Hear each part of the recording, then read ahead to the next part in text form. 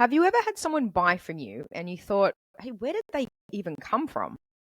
Or maybe you've been creating content, sending emails, showing up consistently, but you have no idea which of those efforts are actually leading to sales, if any. You see, most solopreneurs are flying completely blind about their customer journey. They don't know if that person who bought yesterday first found them 3 days ago or 3 months ago. And the consequence? You could be just some simple tweaks away from increasing your sales, but you'd never know because you're not tracking the path that person took from stranger to customer. So we're going to dive into how to do that in today's episode. Ready to break free from the solopreneur struggle? Join me as I peel back the layers to a thriving online business without the guru hype or the burnout. I'm going to show you the proven strategies and tools that I use so you can build a sustainable digital business without sacrificing your well-being. Welcome back to Ease and Impact, Thriving as a Solopreneur. Today we're taking a look at our entire marketing ecosystem because your next sale might come from an email you sent 6 months ago to someone who found you through a blog post you forgot you even wrote. But before we dive in, if you find value in these real conversations about building a sustainable solo business, hit that follow or subscribe button because your business and your life are in this together. And when one thrives, they both thrive. So what happens when you start tracking your complete customer journey? Well, first, you stop this scattered approach. A bit of social here, an email there, maybe a blog post when you feel inspired. Instead, you start seeing how all these pieces work together or don't. You discover that maybe people need to hear from you 17 times before they buy, and that's normal.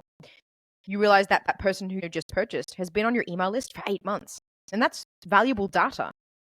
You'll see that your throwaway blog post from last year is still your number one source of email subscribers. Most importantly, you understand that marketing isn't about individual wins.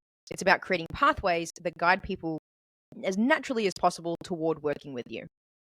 So let's shift how you think about tracking. Instead of looking at each platform or tactic separately, what if you looked at the journey someone takes from first discovering you to becoming a loyal customer? So forget the fancy marketing funnels for a second. Your customer's real journey probably looks something like this. They stumble across something you created. They forgot about you. They see you again somewhere else. They maybe sign up for your email list. They ignore your emails for 3 months. Then one day, something you say hits different and they're ready. The question is, are you tracking any of this? Is this what's happening for you? If you're not tracking, then let's start at the beginning. Where do people first find you? Now, this isn't where they buy from. It's where they first encounter your work. Maybe it's a guest podcast, a blog post ranking on Google, someone sharing your content, a random social media post. Now, likely you're not tracking this because you don't know how. So let's create a simple system. Every time someone joins your email list, ask them, not with a complex survey, just one question. I'm curious, where did you first hear about me? You'll be surprised about how many people remember and will tell you. Now, the best option I've found to gather this data is to get them to click on an option in an email. And that link goes to a landing page that triggers perhaps a tag being added to their profile. So you might have options of social media, referral, Google search, blog post, guest podcast, all the places you promote yourself. I find it's less scary for someone to click on a link rather than asking them to reply to you, especially at that first meeting. There are obviously more advanced ways to do this, for example, with UTM parameters, but let's just start simple. Now, let's talk a little bit about your email list, which is a goldmine of data that you're probably ignoring. So here's what I think actually matters. How long someone's been on your list before they buy. This tells you your actual sales cycle. Which emails they've opened before purchasing, which links they click, whether they reply to your emails, even if just to say thanks. Now, most email platforms track this automatically. But here's the thing you need to look at. Once a month, look at your last 5 customers. Or if it's just one customer, look at that one customer. How long were they on your list? What emails did they open in the week before buying? What subject lines worked? People think their sales emails make sales. But often it's the vulnerable story you shared 2 weeks ago that built the trust. And the sales email just gave them permission to buy. Next, let's look at the sort of journey of Next, let's look at the checkout journey. So track your checkout abandonment like your business depends on it, because it kind of does.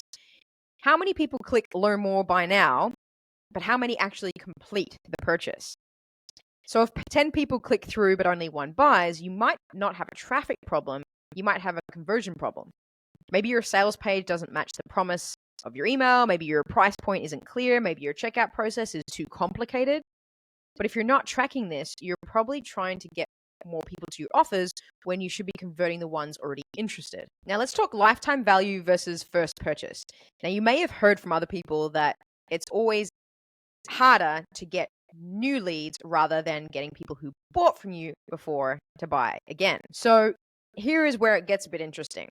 That person who bought your low ticket offer, say $27, track what happens next. Do they buy again? Do they upgrade? Do they refer others? Because if your average customer buys 3 times over 18 months, suddenly that small initial purchase becomes significant. And more importantly, you can afford to play a bit of a longer game to get your customers. When you're small or starting out, you can get really deep into individuals because you don't have a list of 20,000 people. So start with a simple spreadsheet. Customer name, first purchase date, first purchase amount, total purchases to date, and update it monthly. You might start seeing some patterns. Maybe everyone who buys product A eventually buys product B, and that's valuable information. But before someone buys, they usually take several smaller actions. They might download your free guide or open 3 emails in a row, click through to your about page, watch you on someone else's podcast, reply to an email with a question, visit your sales page twice. These micro commitments, they matter. When you see someone taking multiple small actions, they're raising their hand, they're showing interest. But if you're not tracking these signals, then you're missing out on these warm leads. So here's a quick tip for you: is wherever someone is able to fill in a form, or you can send them an email with a link, tag the actions they take. Then how long do people stay on your list if they don't buy? When do they typically unsubscribe? When do they stop opening emails altogether? This tells you how long you have someone's attention for and when you might need to re-engage them. So maybe after 6 months of no opens, you send a different type of email. Maybe after a year on your list with no purchase, you make a special offer. The other side is maybe someone stays on your list for 2 years, opening everything before they buy. That's not a failure. That person just needed some time. So track it so you don't give up too soon. Most solopreneurs have no idea how many people are considering buying from them right now. They think it's 0 because no one's bought today. But as you can see, there's almost an invisible pipeline happening with all these micro actions people are taking. But if you don't track indicators like sales page visits and downloads of your free content, people mentioning you to others, when these numbers increase, sales usually follow, just not immediately. It's like watching storm clouds gather. The rain's coming, it is, you just don't know exactly when. Now, in terms of social media, we're going to go beyond the vanity metrics. So instead of tracking things like views and likes, track which content leads to email signups by tracking your link in bio clicks if you're on Instagram. Which content did they save or share? Which content do buyers mention they remember when you speak to them? Which particular post gets people to reply or to reach out? Even which old content still drives traffic?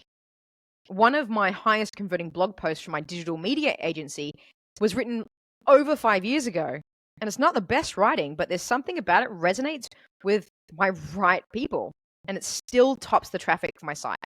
I only know this because I've tracked it. Now, not everyone on your list should buy from you, and that's okay. Track how people sort of self-select in or out. So who unsubscribes when you talk about price? Who engages more when you share client results? Who responds when you talk about specific problems? Your job isn't about convincing everyone. It's about attracting the right people and respectfully repelling the wrong ones. When someone unsubscribes after you share your prices, that's successful marketing, really. You just save both of you time.